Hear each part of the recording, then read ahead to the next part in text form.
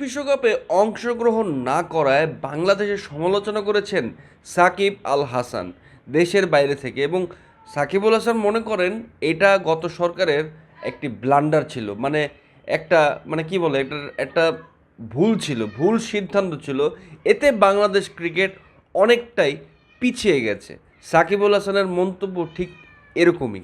এবং সাকিব মনে করেন বাংলাদেশ যদি বিশ্বকাপ খেলতো তাহলে হয়তো এগিয়ে যেত। কারণ এই প্রশ্নে যদি আসি তাহলে অনেক বিতর্ক আছে, কারণ বাংলাদেশ অনেকবারই বিশ্বকাপ খেলেছে, কিন্তু সাফল্যের খাতায় যদি আমরা তাকাই, অল্প সামান্য সাফল্য।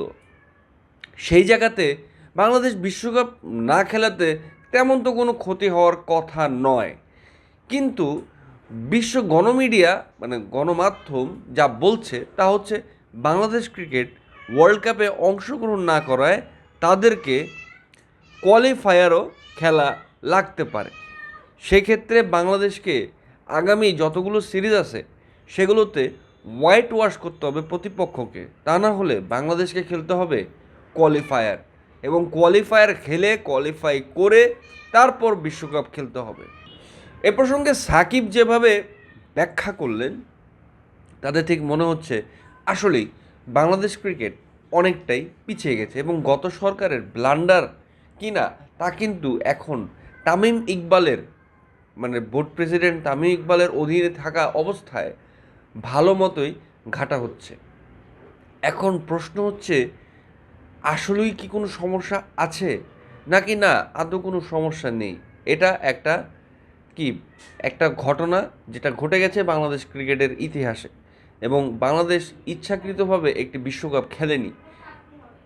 এটার জন্য আসলে কি এটার জন্য কি আসলে কি হবে, এটা তদন্ত হওয়ার পরে যদি কোনো প্রকার নেগেটিভিটি বের হয় তাহলে কি হবে। দেখেন, আমরা লক্ষ্য করেছি যখন বিশ্বকাপে বাংলাদেশ অংশগ্রহণ করেনি, বাংলাদেশের একটা বিশাল মাধ্যম, বিশাল সংখ্যা মানুষ তারা কিন্তু এটার বেশ পক্ষেই ছিল। কিন্তু এখন যখন সাকিব এটার আওয়াজ উঠিয়েছে, সাকিবেরও পক্ষে মানুষকে দেখা যাচ্ছে।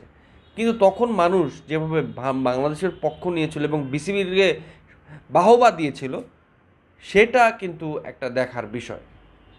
এখন আসিফ নজরুল কিন্তু একটা কথা বলেছিলেন, এটা বিসিবির সিদ্ধান্ত, বাংলাদেশ বিশ্বকাপ খেলেনি। আবার এনাম মানে আমিনুল ইসলাম বুলবুল বলেছেন যে না, এটা সরকারি গভর্নমেন্টের সিদ্ধান্ত। এখন মানুষ কোথায় যাবে?